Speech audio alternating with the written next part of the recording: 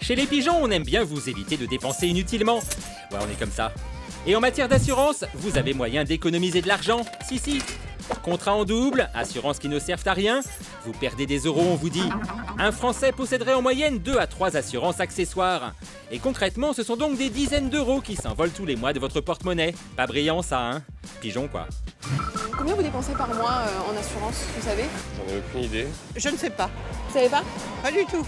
C'était comme une sorte de forfait, donc c'est vrai que en fait, je sais pas exactement comment c'est mensualisé en fait. Vous savez quand même quelles assurances vous possédez, non? J'ai assurance habitation, assurance vie, tourisme, enfin j'ai tout quoi en gros. C'est un peu des arnaques quoi. On dit les assurances c'est des voleurs comme les banques. J'ai auto, habitation, j'ai toutes les assurances liées à la carte bleue, au téléphone. Vous êtes un cumulard de l'assurance. Un petit peu. C'est vrai que je fais un peu confiance à mon assurance, j'espère que je ne vais pas avoir. Et est-ce que vous avez la sensation d'être bien couvert par toutes ces assurances? Trop couvert? Trop couvert parce que j'y fais pas attention. Ah, on vous l'avait dit, vous n'êtes pas assez vigilant sur vos dépenses d'assurance. En même temps, on va pas vous faire la morale, hein? Il paraît que c'est normal. La difficulté avec l'assurance, c'est que vous avez des contrats qui sont denses et qui sont techniques. Les assureurs ne se mettent pas à la portée des consommateurs. On n'est pas des spécialistes d'assurance et on ne le deviendra jamais. En même temps, on a l'impression qu'ils le font exprès, les assureurs. En nous pondant sans cesse de nouvelles assurances. Ils appellent ça des garanties affinitaires. Et en matière d'affinitaire, sky is the limit. Votre portable, votre tablette, votre lave-linge, il y a une garantie affinitaire pour tout. Katia, par exemple, il y en a une qu'elle aime bien, la garantie soleil. Du coup, elle se demande si ça serait pas utile pour ses prochaines vacances au soleil. Par exemple, si je veux aller, je sais pas moi, aux Canaries ou aux Baléares, la garantie soleil, il vaut mieux que je la prenne ou pas? La garantie est utile que vous alliez à Cuba, ou au Maroc, ou aux Canaries. C'est pareil, vous pouvez avoir du mauvais temps partout. Vraiment comme pour tous les voyages. Vous pouvez aller en plein mois de juillet en Grèce et avoir une semaine de pluie. Ouais, donc en fait, la garantie soleil, il vaut mieux la prendre tout le temps, enfin toute l'année, quoi. Bah, à partir du moment où on parle d'un paramètre qui est difficilement contrôlable, oui, bien sûr. Et cette indemnisation, c'est par rapport au prix que j'aurais payé ou comment ça se passe? Alors après, il y a un tas de paramètres qui entrent en compte. Effectivement, par rapport au voyage choisi, par rapport au prix que vous avez payé, par rapport au nombre de jours d'ensoleillement. D'accord. Ah, surprise, le voyagiste, il veut bien nous la vendre, sa garantie soleil. Ok, mais sinon... Les voyagistes ont pensé à tout. On vous propose de souscrire la garantie soleil. Voilà un exemple. Le voyagiste vous indique qu'il s'engage et qu'il vous garantit le soleil. Mais comme d'habitude, on va s'intéresser aux conditions générales de l'œuvre, c'est toujours ce qu'il y a de plus intéressant. Donc vous cliquez. Oui, mais quand on clique, clairement, c'est pas clair. Vous m'excusez, mais enfin, on va essayer de déchiffrer les conditions générales qui sont vraiment toutes petites. Hein. Vous apercevez que la garantie soleil, elle est disponible pour tous les voyages organisés par cet opérateur et présentée dans sa brochure, à l'exclusion des circuits, des combinés, des voyages en groupe et des voyages pour lesquels le transport aérien est effectué par un autre professionnel. Donc là, ça fait encore une fois beaucoup d'exclusions. Oui, des exclusions ou des ombres au tableau, alors que Katia, elle voulait juste du soleil. Pourtant, le monsieur de l'agence du voyage, il lui promettait un ciel sans nuages. Je veux dire, il y a des calculs savants ou on est sûr que ça fonctionnera s'il a fait... Madame, c'est très simple. S'il vous plaît, vous allez dehors. Vous voyez un soleil, c'est ensoleillé. Il n'y a pas de soleil, pas d'ensoleil. Comme ça paraît simple. Mais il n'a pas dû lire les conditions générales de vente de son produit, le monsieur. Parce que nous, on les a lues. Il est écrit, attention c'est subtil, hein, qu'un jour ne sera pas considéré comme un jour de soleil lorsqu'entre 10h et 18h, le rayonnement solaire sur le lieu du séjour est d'une intensité insuffisante pour produire des ombres distinctes. Bref, ça sent l'arnaque. Mais vous vous dites qu'on cherche la petite bête avec nos assurances soleil. Qu'à cela ne tienne, on s'est aussi intéressé aux assurances qu'on nous vend pour nos portables. Katia s'est donc rendue en caméra cachée dans une boutique de téléphonie pour savoir ce qu'elle couvre ces assurances. 14 € par mois. L'assurance est protégée contre tout type de vol, tout type de cas, c'est l'oxydation. C'est tombe dans l'eau. D'accord. Mais quand vous dites tout, c'est tout. Vous avez un beau petit contrat de 15 ou 16 pages, comme d'habitude. Sur le lieu de vente, inutile de vous dire que y a peu de gens qui vont avoir la curiosité de le lire. Donc vous allez repartir avec une petite assurance affinitaire qui va vous coûter un certain prix quand même. Hein. Pour les portables, ça va jusqu'à 15 ou 16 € par mois. Et au moment où vous allez avoir un pépin, on va vous dire c'est pas couvert. Parce que ces assurances affinitaires, leur particularité, c'est que bien souvent, les risques les plus fréquents, ils sont exclus. Là, vous le trouvez hyper négatif, le monsieur? En fait, non. On a récupéré le contrat proposé en boutique et dans le contrat, on peut lire les fameuses exclusions. Par exemple, celles relatives au vol. Et si vous n'êtes pas capable de dire comment votre portable a disparu, la garantie ne marche pas. Mais il n'y a pas que ça. Si votre sinistre correspond à l'une de ces exclusions, vous ne serez pas remboursé.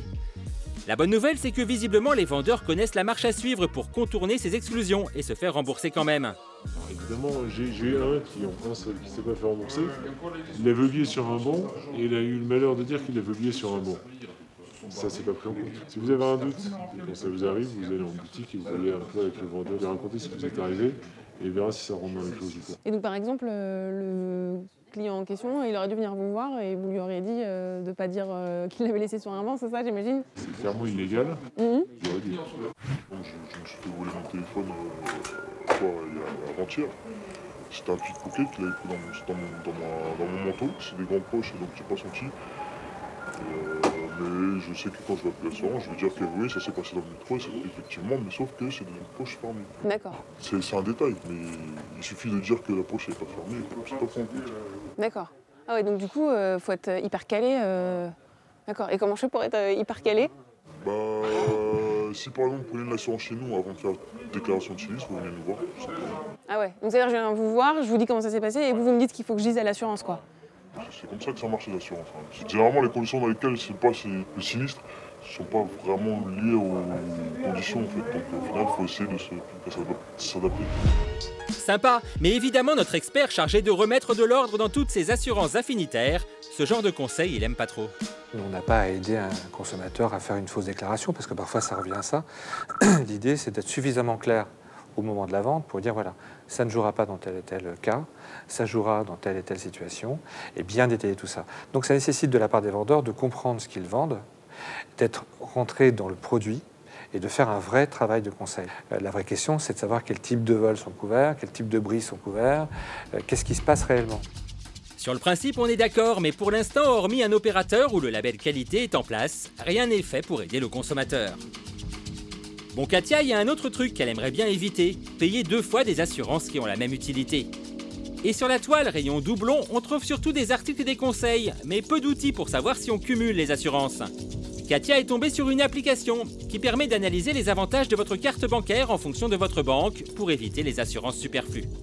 Nous avons mené notre enquête interne et effectivement, on a plus de la moitié des Français qui déclarent ne pas connaître les assurances qu'ils ont. Et donc, il y a plus de la moitié des Français qui considèrent effectivement avoir des assurances en doublon, ce qui ne sert strictement à rien parce qu'on ne peut pas se faire rembourser 2 fois pour le même sinistre. Bah oui, c'est ballot. Heureusement, il y a une solution. Fluo fonctionne très simplement. Vous donnez vos informations qui ne sont pas confidentielles, qui sont tout simplement le nom de votre banque et le nom de votre carte.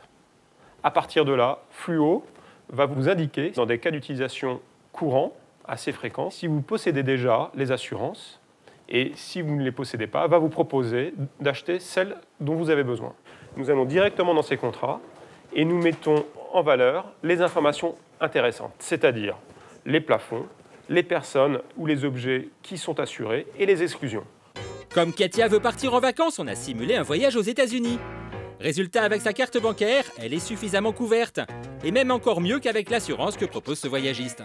Vous avez une garantie en cas de retard de bagages, jusqu'à 400 €, alors qu'effectivement ce voyagiste ne proposait que 250 €. Ici, vous aviez une responsabilité civile, ce qui est au cœur même de l'assurance, d'offrir de la responsabilité civile. Votre carte bancaire vous couvre jusqu'à 1 500 000 € de responsabilité civile, donc là vous êtes confortable, vous pouvez aller dans quasiment tous les pays du monde. Le voyagiste ne vous propose que 6 000 €. Et toutes les garanties, effectivement, sont répertoriées et comparées par rapport aux alternatives qui vous sont proposées. Bon, attention tout de même, les cartes bancaires haut de gamme n'ont pas les mêmes garanties que les cartes standards ou bas de gamme. Lorsque vous êtes titulaire d'une carte haut de gamme, faut avoir bien à l'esprit toutes les garanties. Souvent, il n'est pas nécessaire de prendre autre chose. Le conseil ne serait pas du tout le même pour les cartes bas de gamme. Autrement dit, prendre une carte bancaire supérieure, bah c'est pas forcément une pigeonnade, si ça vous permet de réduire vos frais d'assurance.